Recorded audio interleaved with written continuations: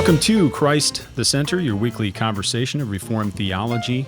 My name is Camden Busey. This is episode number 824. Exciting one. I'm very much looking forward to this conversation today. We have some people back with us in the program that haven't been on in a little while, but certainly overdue. Let me introduce to you first. We have all the way from Croatia today. He's usually based out of Michigan, Hillsdale, Michigan. We have Richard M. Gamble, professor of history, and holding the Anne Margaret Ross Alexander Chair in History and Politics at Hillsdale College in Hillsdale, Michigan. Welcome back, Richard. It's great to see you today. It's great to be here. I enjoyed our time together last time and look forward to this.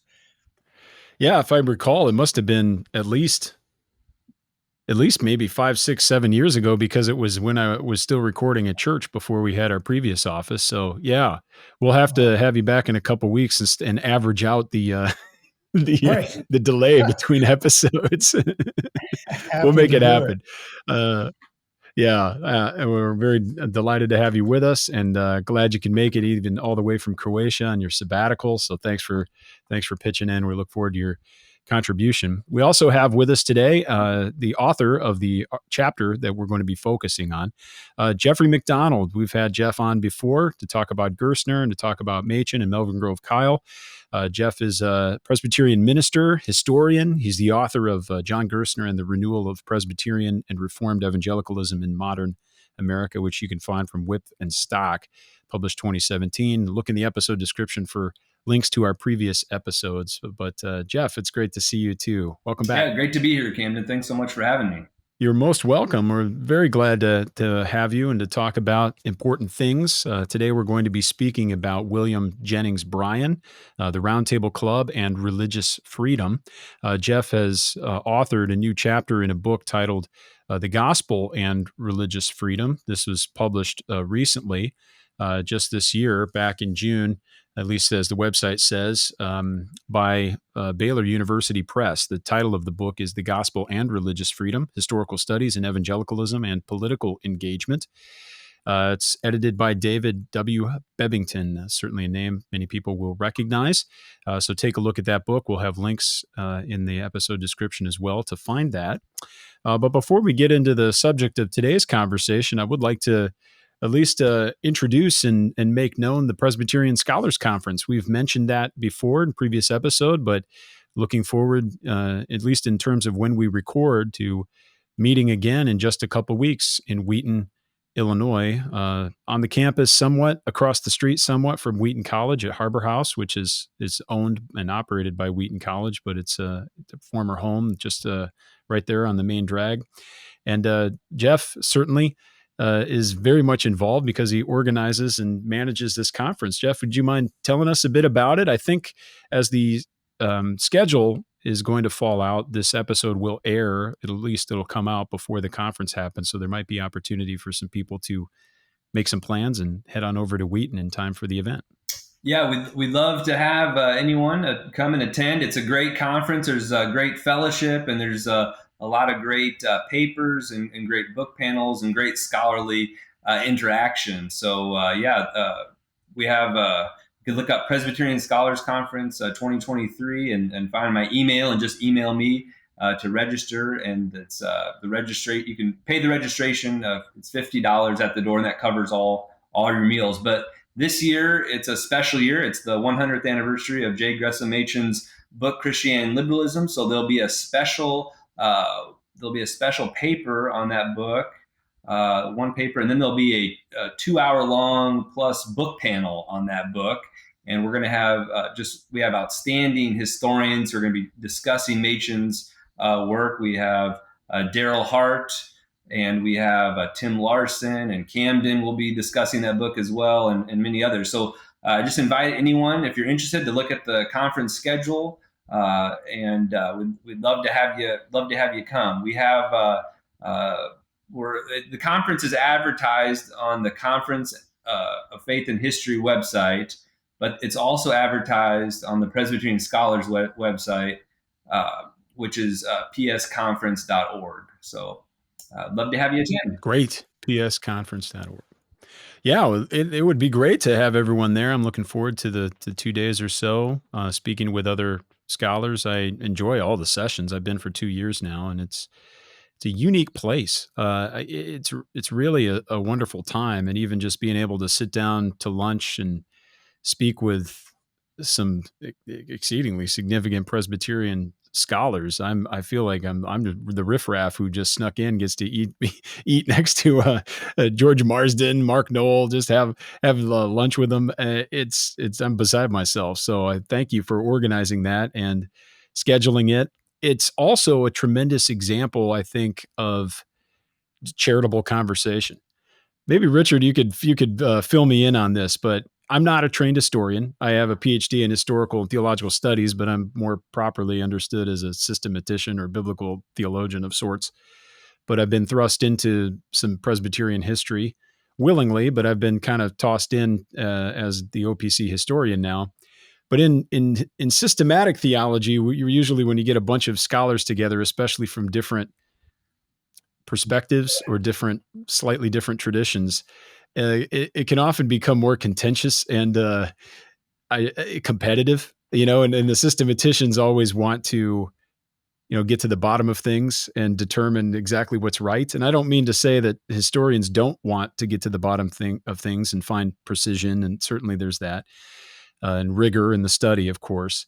But I just find a different affect among scholars. Maybe it's a testament to you, Jeff, in terms of the type of people you invite, but the people there, even when they disagree, it's still fun and pleasant and charitable and constructive. And it doesn't seem like people get all agitated and leave with hurt feelings the way the systematicians typically converse. You got any thoughts on that, either of you, Richard or Jeff? I'm ready to sign up after that. What is it about historians that I think surely, it's just, I guess this is a short way for me to say, it looks like, I think historians just have more fun hanging out with each other. Maybe that's what I'm trying to say. I think that's the first time historians have ever been accused of being fun. It might be true. Oh man. Whatever, we'll take it, right? Right. So yeah, it's a wonderful event. It truly is. It's a special thing, and I encourage people to take a look at it. If you're in the area or not, get to the area. It's a wonderful setting. I even love how it's all organized in terms of the space. The Harbor House is a really cool it's a converted house, but there's plenty of room when we're eating. But during the sessions, everything is in a very large oval. So it's not like if you're going to ETS or something like that and you're looking at one speaker, but then you're looking at the back of everyone else's head or something. It feels a lot more collaborative and oriented around constructive discussion, even just the way that the chairs are. Yeah, I think it's a really good, small conference venue. It's where the Wheaton College Board of Trustees meets. So it's just a nice wood paneled big, large, conference room, and there's the house that's a part of it. So the meals are easy. You don't have to go anywhere for the meals. But I think, maybe the reason, people are saying that they enjoy the fellowship so much is that the conference is really rare. We have people from the PCUSA scholars that come, leaders, like Brad Longfield, who is a professor of church history at the University of Duke Seminary, comes. He's been there every year.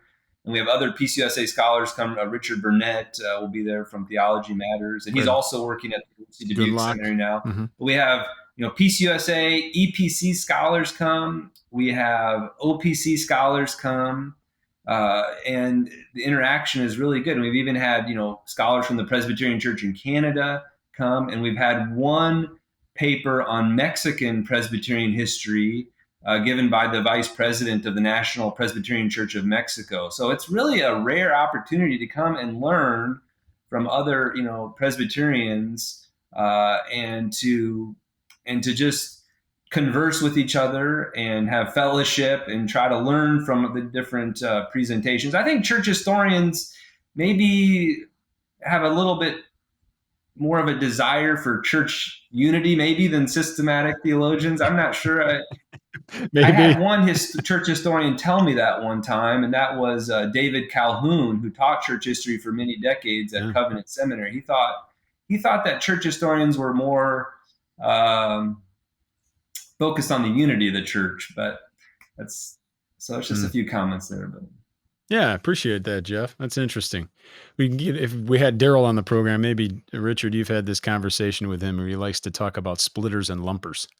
Yeah. Maybe that's another question in terms of approaches to history, but that's fun. But we're going to talk today about another Presbyterian, an American Presbyterian, but one who intersects not merely the Presbyterian Church, but the history of this nation significantly. I don't mean this as disrespectfully, but in my memory, I often remember William, the way I recall his political engagement, whatever mnemonic device or whatever synapse is connected in my head, I tend to think of William Jennings Bryan as the Buffalo Bills of the Democratic Party, because he's been to the Super Bowl 3 times and he never won it. So the Bills being there 4 times, obviously, but he was nominated for president 3 times and had trouble George Marsden, making it through. George Marsden calls him the George Custer of American fundamentalism. This is the kind of stuff we get at the Presbyterian Scholars Conference. You can come for these rich insights. I like it.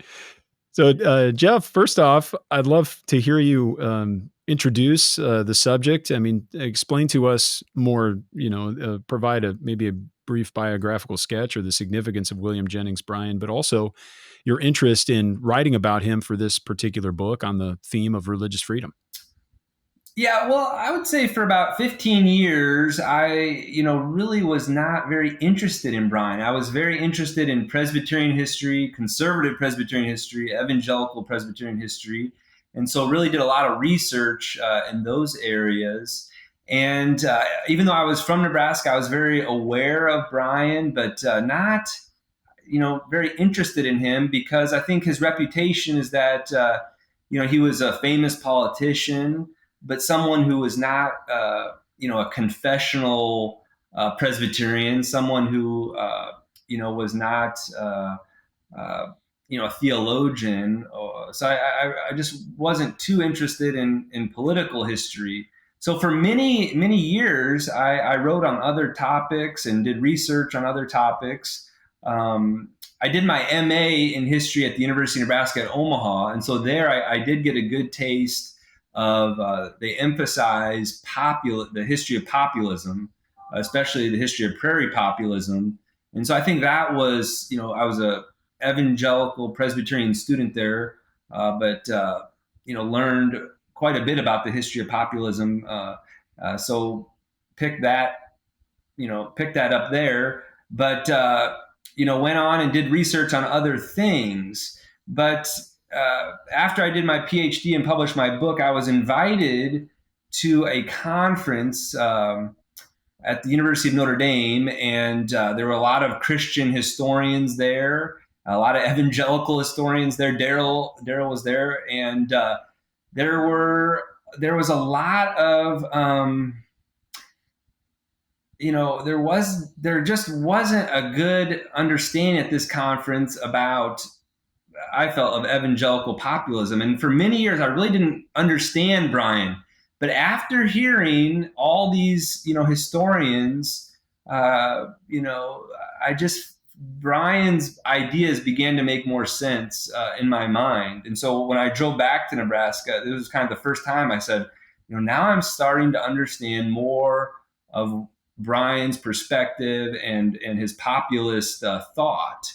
Because I felt at the conference there was a lot of just failing to take into consideration, the evangelical populist impulse.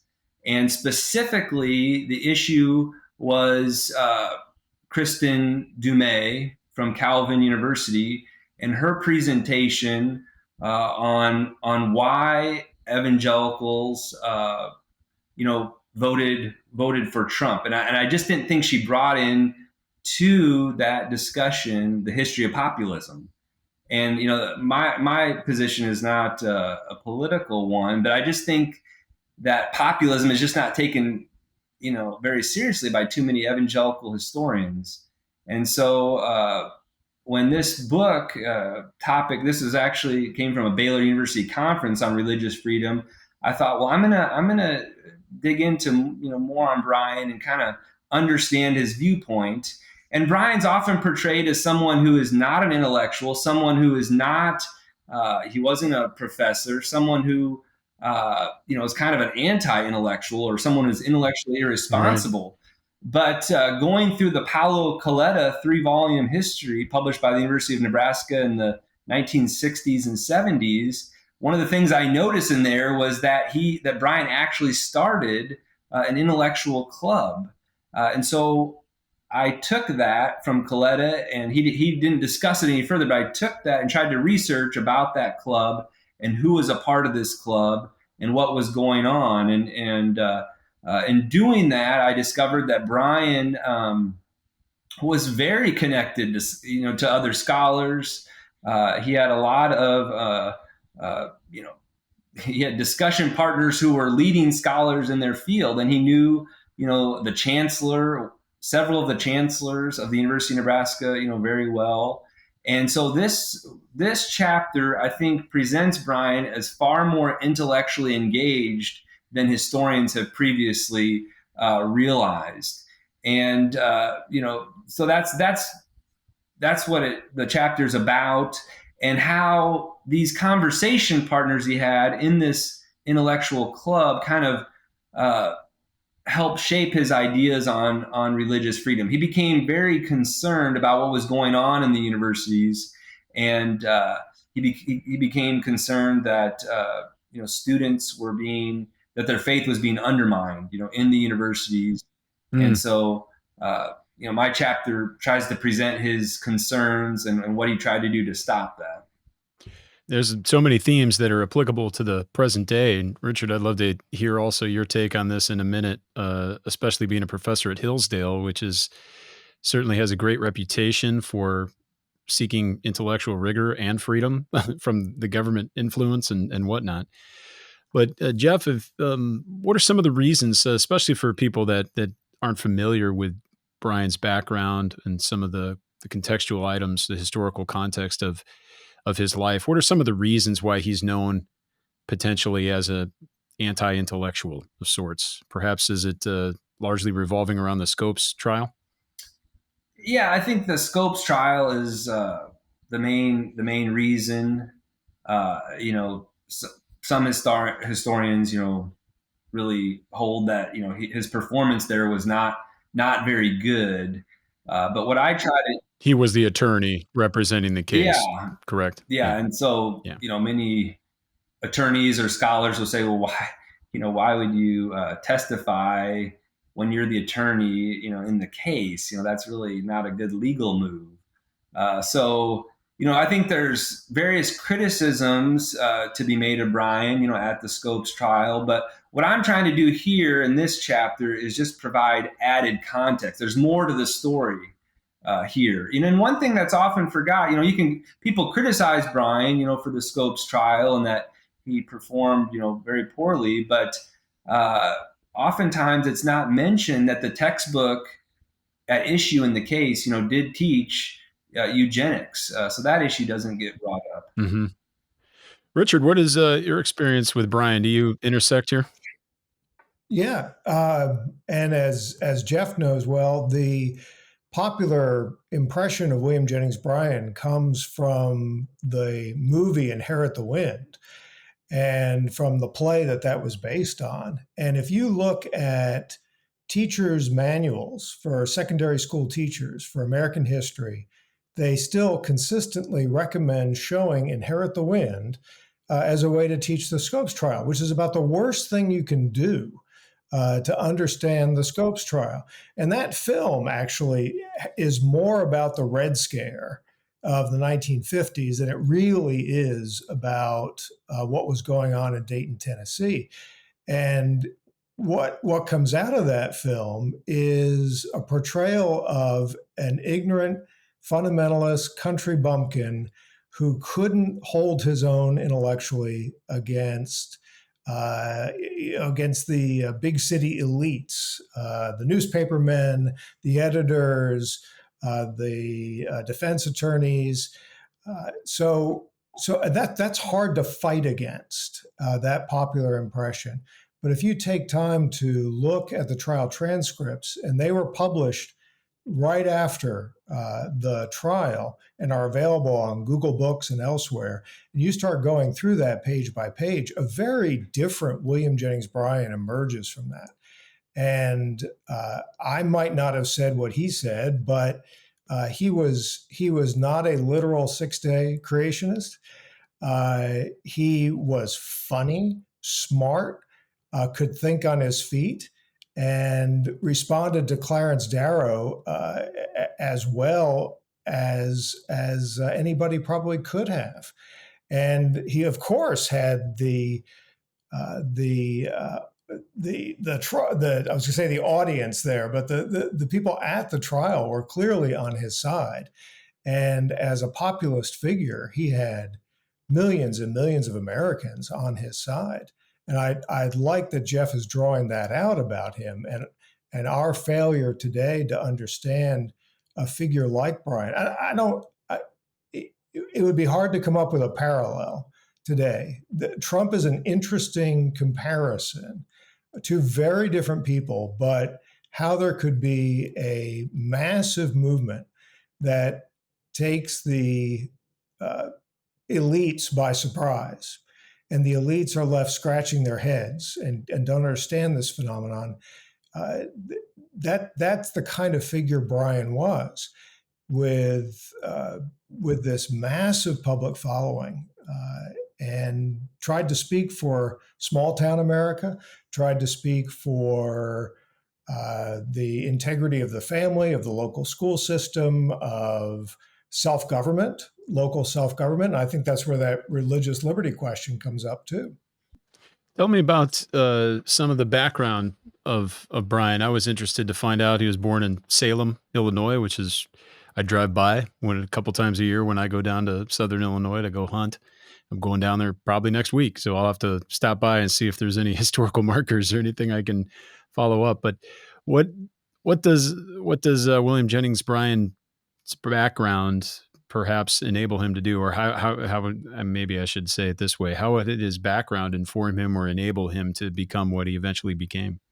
Yeah, well, he, from a very early age, his father was a judge, and so the legal training and legal background, he, had that in his own household. His parents took him to a Methodist and Baptist Sunday school on Sunday mornings, but he also attended a Cumberland Presbyterian church, and that's where he was converted as a teenager.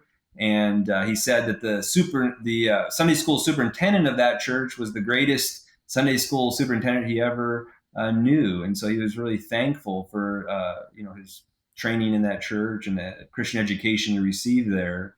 But he went off to Illinois College, which is a Presbyterian college, and he studied there. And later, he wrote that he was really thankful for the integration of Christian faith and learning that he received there. And he later became very concerned about kind of the separation of faith and learning in academia. But he felt that he received a really, he was blessed by the Christian professors that he had there. And then he went to law school at Union College of Law in Chicago, which is now the Northwestern University School of Law. And he studied there and worked in a law office that was it was a law office of a former United States Senator, Lyman Trumbull. And so that, I think, was a really, formative experience as well. And Trumbull, instructed him to fight against racial injustice, economic injustice. So Bryan, had, I think, a really good education, good legal training. And then he went back to small town Illinois, where he was a lawyer for a few years. And then, Nebraska was growing as a state, and there were opportunities here and potentially political opportunities. And so he moved to Lincoln to be a lawyer, and he started a law partnership with Dolph Talbot, who was one of his classmates from law school. And that's the famous Lincoln law firm of Bryan and Talbot. And inside that building where they had their law office, there was another lawyer who was also a member of the Round Table Club, who became vice president of the United States. So there was some really famous people here in Lincoln at the time, and that vice president, who was a lawyer in Lincoln at the time, was Charles Dawes.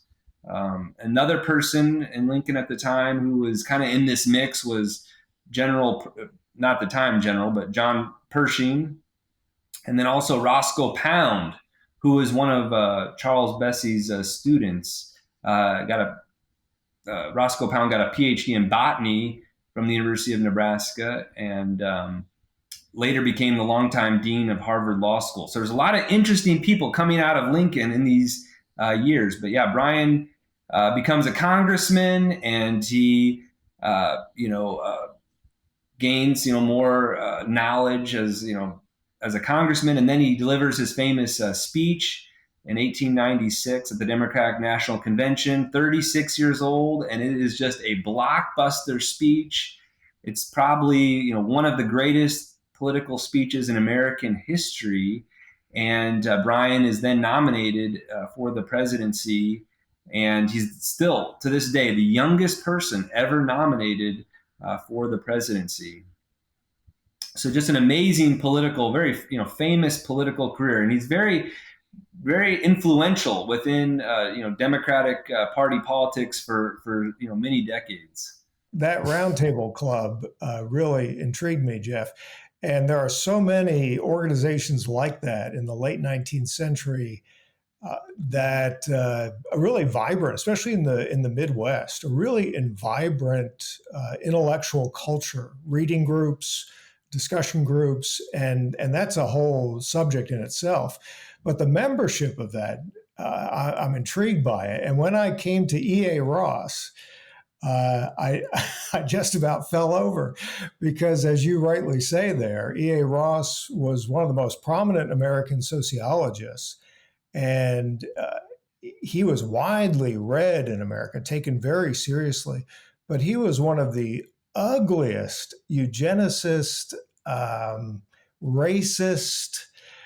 He talked about the great dilution with all the immigrants coming to the United States in the late 19th century and the need to keep the Anglo-Saxon race pure in America.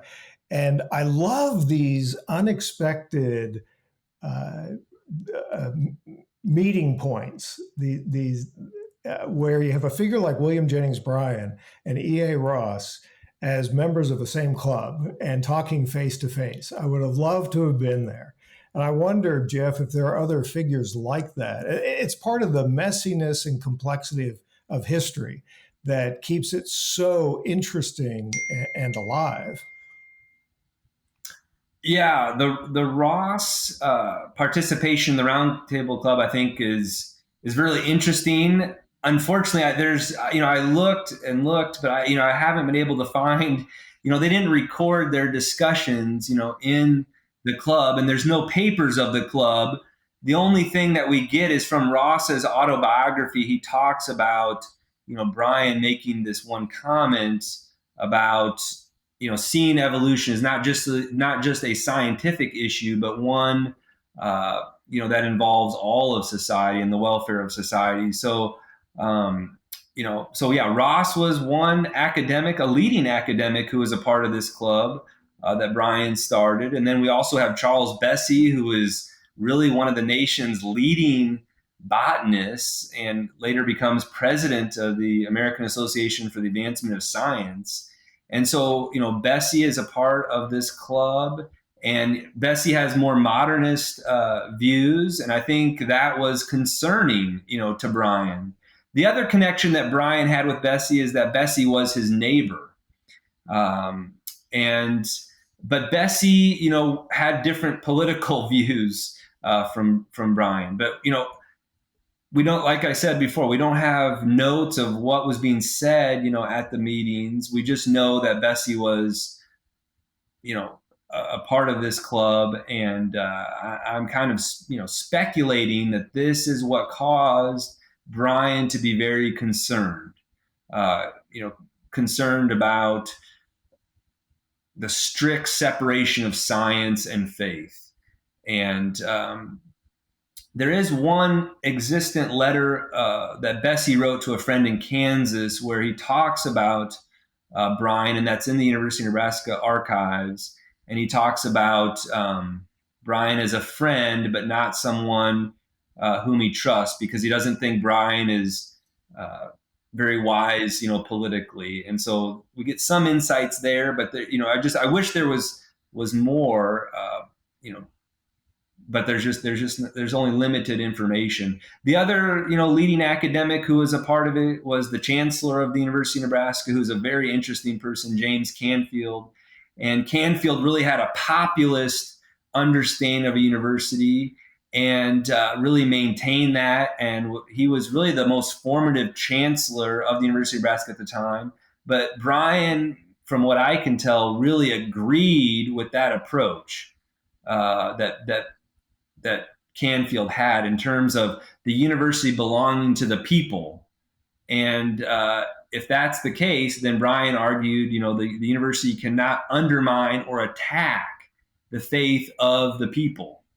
And what's interesting about the University of Nebraska at this time in the late 19th, early 20th century is that Lawrence Vesey, who wrote a very important book on the history of American higher education, he points out that Nebraska was the most spiritual of all the major northern universities. So you have here an intersection of populism with Christianity. And so what does that mean? And that's, I try to analyze that in the chapter, and this is I think an important part of our understanding of American Christianity that sometimes does not get enough attention. And so that's why I wrote this, and I'm trying to get other historians, other evangelical historians, to pay more attention to this issue, because from what I can tell, I just see too many historians that just fail to bring this into their analysis, basically. What was Bryan seeing at the time in terms of threats, perhaps, to faith in the intellectual circles that he was part of? What was going on in education, both higher and primary, secondary education? What were some of the things that concerned Bryan the most? Well, when Bryan ran for president, his wife records that he received many, many letters from parents saying that their children's faith was being attacked or undermined in the public schools and the public universities. And so Mary Bryan notes that his soul, arose in righteous indignation at this. So this is, 1896. He's conversing with these different scholars. So I think, his views, are being formed over time. But this is an issue that he's very concerned about. And we see it in that comment that he makes to Ross. Richard, do you want to say more about that? I'm thinking again, how consistent that is as a theme for him. When you get to the Scopes trial, one of his main concerns is, I mentioned before, a question of self-governance, that local communities in the state of Tennessee don't the people who are paying for the institutions with tax dollars, who are sending their children to these institutions, don't they have the right to expect that what they teach at home and at church will not be destroyed in the classroom? I mean, and that's a question that is as timely 100 years later as it was then. And so you've got this collision. The American journalist and political theorist Walter Lippmann wrote a little book about the Scopes trial called American Inquisitors, and it's really delightful. He has a Platonic dialogue in it. It's a very witty book, but he said that what happened at Dayton, Tennessee, was a collision between two authentic American Jeffersonian principles, the right of self-government and the right of intellectual freedom. And he didn't see a solution to that. But that's an important insight right there. And this is the Bryan that comes across in the trial transcripts. The Bryan who is concerned that the American people, very much a populist theme, that the ordinary American people be allowed to control the institutions that belong to them. Yeah, and Brian was, he felt that many professors and teachers in the public schools and public universities were not being neutral towards religion.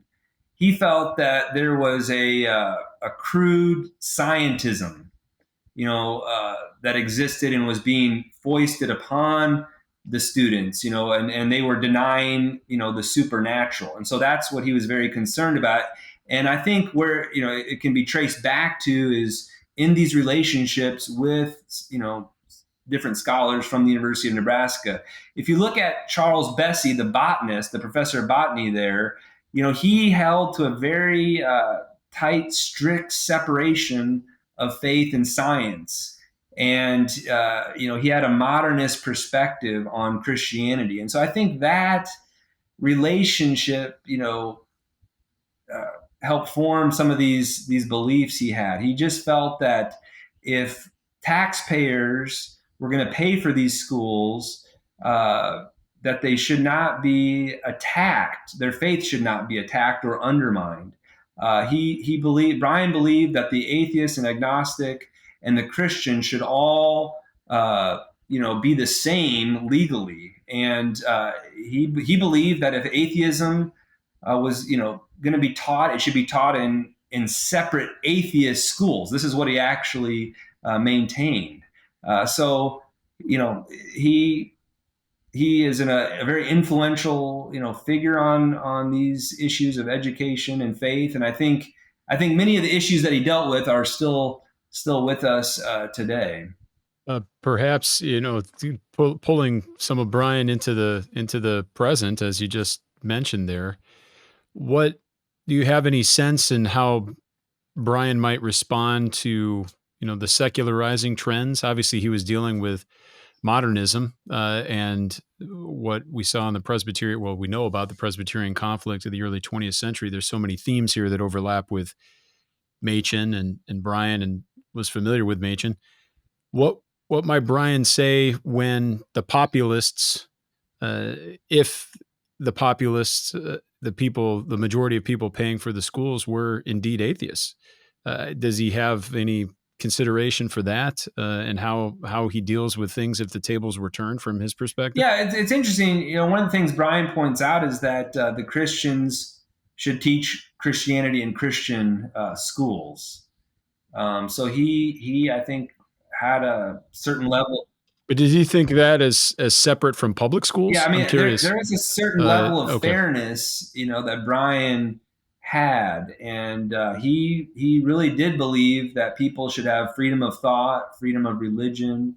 He emphasized that, and I think, as an evangelical politician, he had good relationships with Mormons and Jews. He was trying to win votes. He's trying to win elections. So he really did try to treat people fairly. And even those, who were not Christian believers, he tried to treat fairly. But I think, I get what you're saying with that question, but I think, he does state that Christianity should be taught in Christian schools. Doesn't always need to come back to Machen. I usually don't want to get that reputation of always thinking that, but Machen was pretty well known for being somewhat of a libertarian and even being opposed to the teaching of the Bible in public schools, which would surprise many fundamentalists, certainly. And people would no doubt probably misinterpret his reasons for this. And same thing for, even though he was a teetotaler, his opposition to prohibition. People assume he must be a drunk. Well, he has more deep-seated fundamentalist, or I should say architectonic principles at work, which certainly would get misinterpreted. So it's interesting. I wonder how how Bryan intersects with some of those themes. I mean, I don't take him. Perhaps maybe I've misunderstood or don't know well enough, but I don't take him to have the same type of libertarian streak as Machen, or maybe he did. Is there anything we could say to interact perhaps with some of Machen's ideas on those points? Bryan is certainly a strong prohibitionist. I mean, along with the anti-evolution campaign, he was one of the most visible figures, active, vocal figures in prohibition. And he made common cause in the Presbyterian, the PCUSA. He made common cause with the left wing in the PCUSA for the sake of prohibition. And a whole another side of him is the anti-imperialism of the 1900 campaign, presidential campaign. And people who are really strong anti-imperialists who otherwise hated Bryan's economic policies came over to Bryan in 1900 for the sake of anti-imperialism. So he's a multifaceted figure and was very visible and vocal on the biggest questions facing America at the turn of the century. Let me ask you this: was there anything that really surprised you in your studies of Bryan, big or small, as you were engaging this, looking at religious freedom, uncovering some of the details, and trying to get to the bottom of the Roundtable Club, and looking at Bryan with fresh eyes? Was there anything that jumped out at you that perhaps was unexpected? Well, I think what's jumped out to me, and the reason I wrote this chapter was, I just had in my mind that Bryan was, just really intellectually irresponsible, and looking at this evidence I uncovered, he was making an effort to be, intellectually engaged, and his wife was as well. And so, he was not the scholar that Machen was, but I don't, he was a politician, he was a lawyer, and so, I think in that profession he was doing as well as he could possibly, do, and he did recognize Machen's brilliance, and he invited Machen to the Scopes trial, and obviously Machen didn't, do that because he thought it wasn't the best forum to discuss those issues. I think that was kind of Machen's reasoning, that a courtroom is not where this should be discussed. But I just think Bryan needs to be viewed in a different light. I just think that I didn't view him, in the right way, and I think other historians need to be, I think, a little bit more sympathetic to, his thought and to the real influence of populism. I just don't think, there's enough sympathy amongst Christian historians, to Bryan. It's very interesting, though, even though Bryan is a tremendously large figure in American history, even though he was a very, genuine, committed Christian, there's no biography of Bryan written by an evangelical historian or a conservative Christian historian. The latest, biography was written by a Georgetown University professor, and it's a good biography, but I think there's parts of it. He's not a Christian, so there's things that are missing in it. And I think if a Christian historian wrote a biography of Bryan, I think they would catch on to some things that maybe other historians have not seen. Just a quick note there that would be perfect for Larson's series for Oxford, the Spiritual Lives series. That'd be perfect. Yeah, I've been talking to Tim Larson about that, and but I'm just there's some work being done on that, but not sure where it'll go.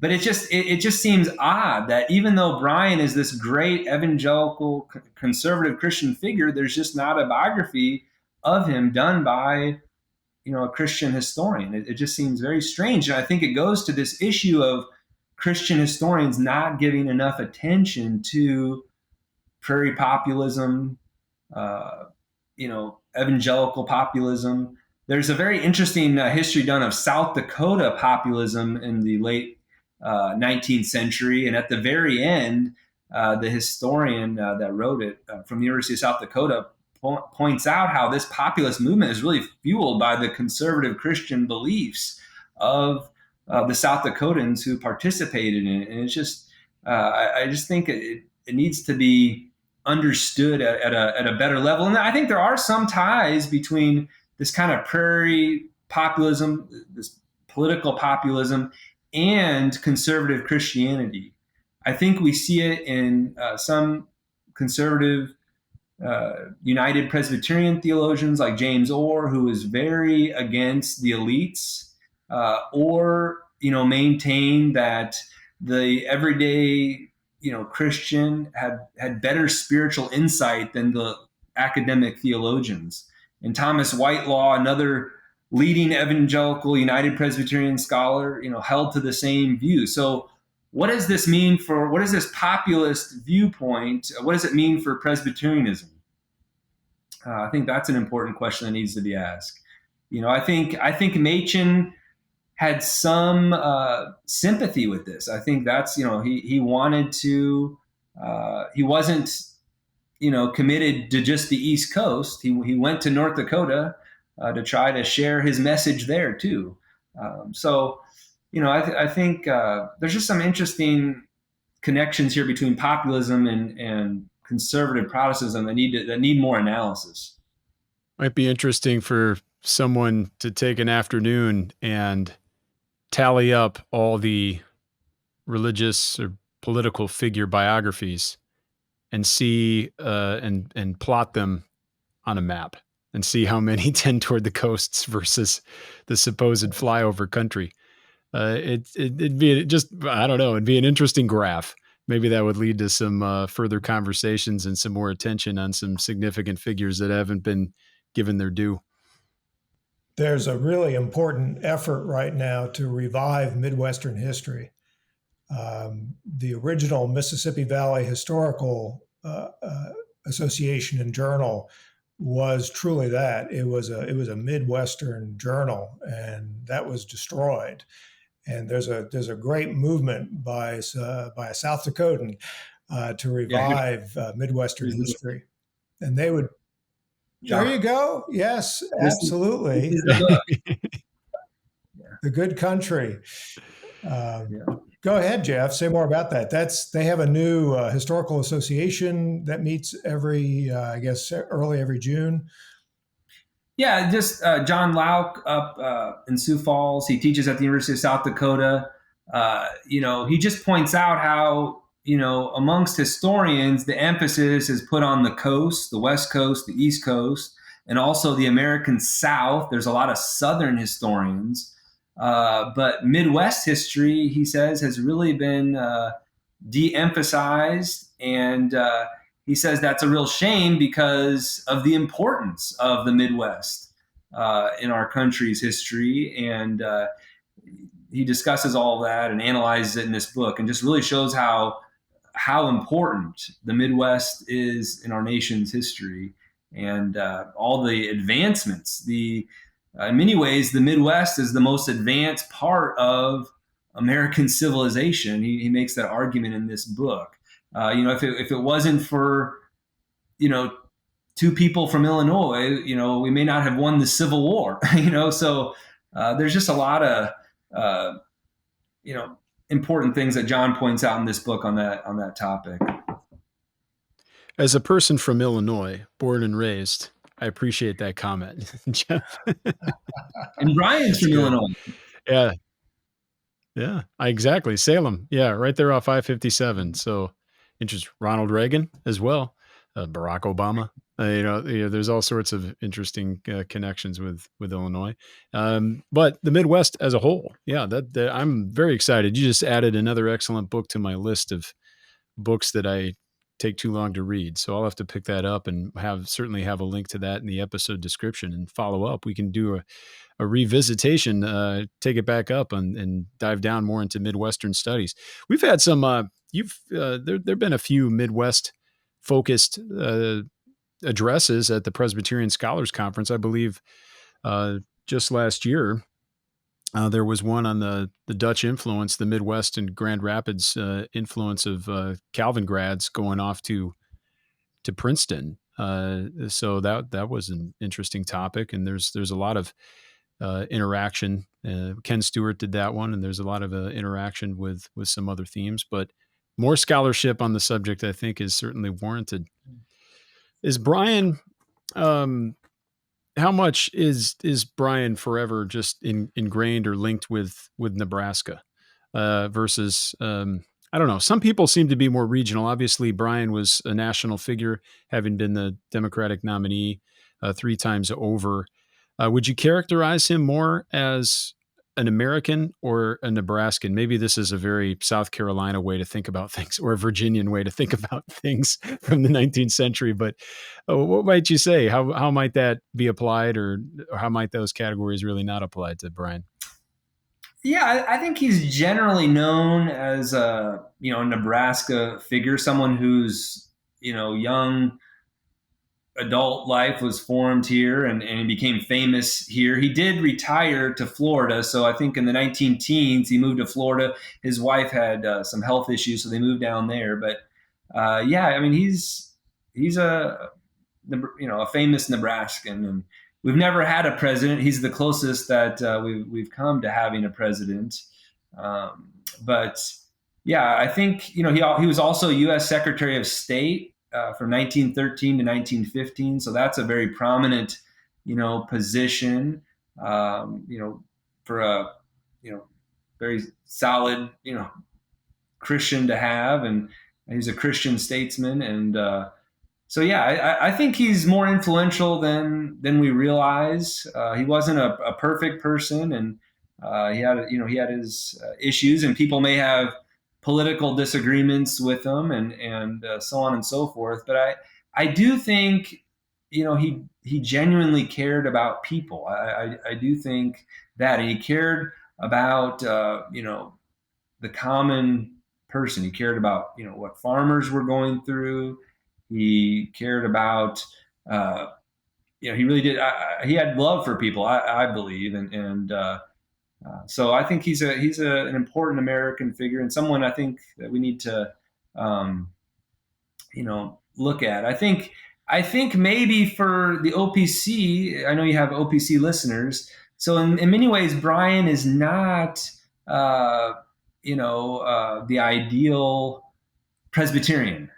He was not a confessionalist, a strict confessionalist, but he lived before the OPC was founded. So you can't be too hard on him. And I think he just had God put him in a different position in life to run for the presidency. And I do feel he really was a faithful Christian. He was a genuine Christian, and he accomplished some good things. But I do think his insights on secularism and the strict separation of science and faith, I think we should be concerned about those today as well. It is a shame that we don't have records of the Roundtable Club, or that they didn't start a podcast back then. That'd been nice to listen to. But certainly picking up on that, diving down into that even more would be tremendous. I don't even know if there would be any other historical sources that could be investigated to find out more about that organization.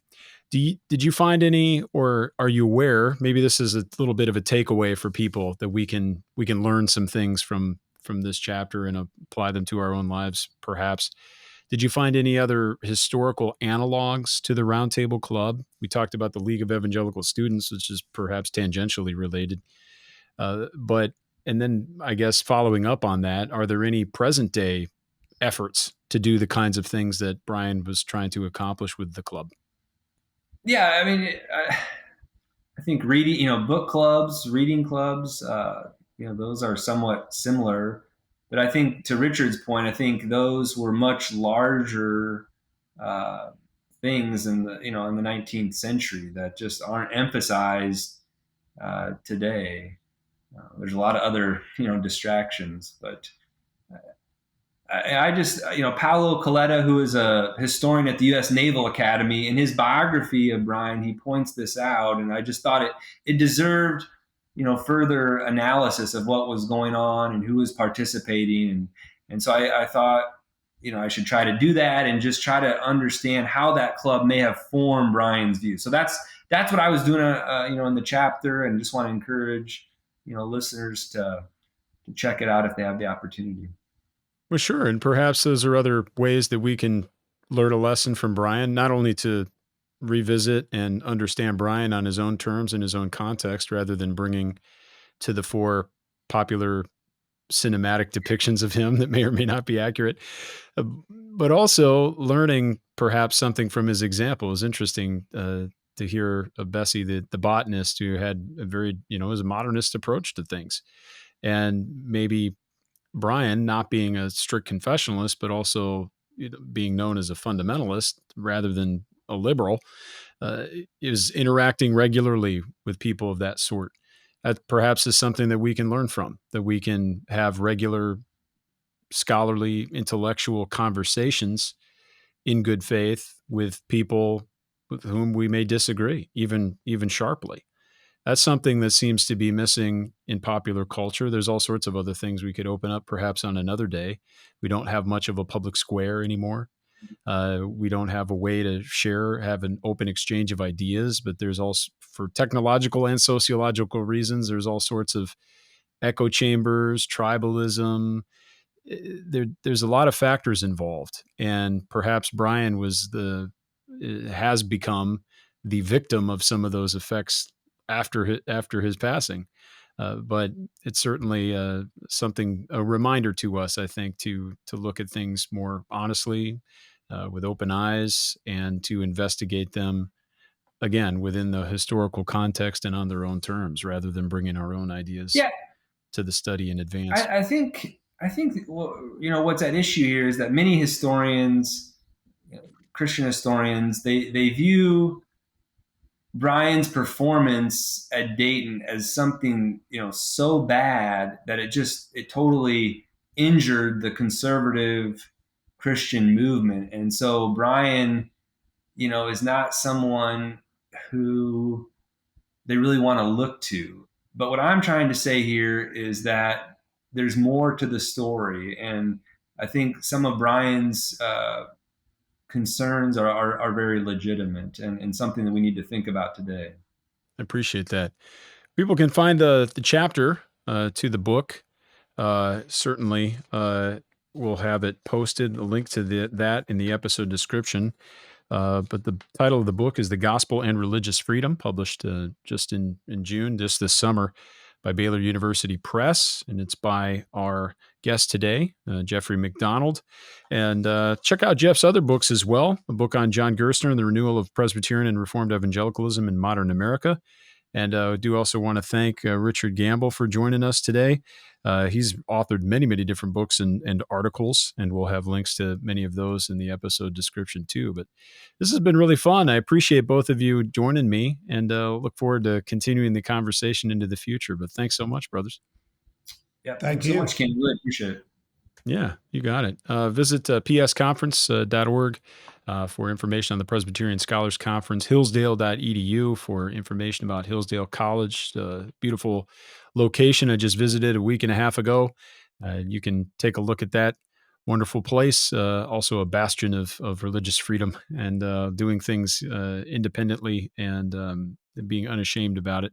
So we're very thankful for them and for the many people that teach there. Not only Richard, but also Daryl Hart and others. And you can find us online as well at reformedforum.org. Check out the website. You'll find information about our upcoming events, upcoming publications, including new books. We have a new book by Scott Wright on regeneration, so take a look at that. And many new courses. All of our video courses are available for free. We try to get them translated all into Spanish and Chinese, and looking at other languages as well, and distributed around the world for anyone who'd like to learn about Reformed history, theology, biblical studies, all sorts of things. We're plowing away, working hard to try to make those resources available and accessible to anyone who'd like to reach them. I would like to thank everybody for listening, of course, and we hope you join us again next time on Christ the Center.